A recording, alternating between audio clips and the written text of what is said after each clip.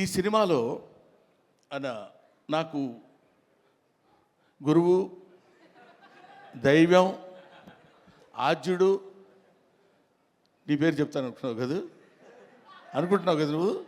చిచ్చి, నీ పేరు ఎందుకు చెప్తాను నేను? వెన్నెల కిషోర్.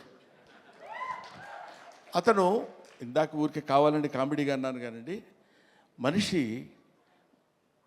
చాలా అంటే ఎక్కువసేపు ఆయన కామెడీ చాలా బాగా చేస్తాడు, ఈ సినిమాలో అద్భుతంగా చేశాడని చెప్పడం కంటే ఈ కథ ముందు రాహుల్ యాదవ్ గారు ఆయనకు వినిపించారు, హీరోగా ఉండండి మీరు చేయండి అని. సెల్ఫ్ క్రిటిసిజం అంటారు, ఆత్మవిమర్శ. ఆ కథ నేను విన్న తర్వాత అతను, నేను లాభం లేదండి ఈ సినిమాలో నేను ఆ క్యారెక్టర్ చేయలేను హీరోగా.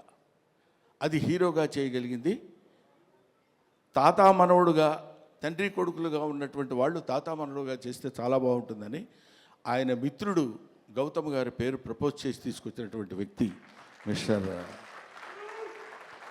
వెన్నెల కిషోర్.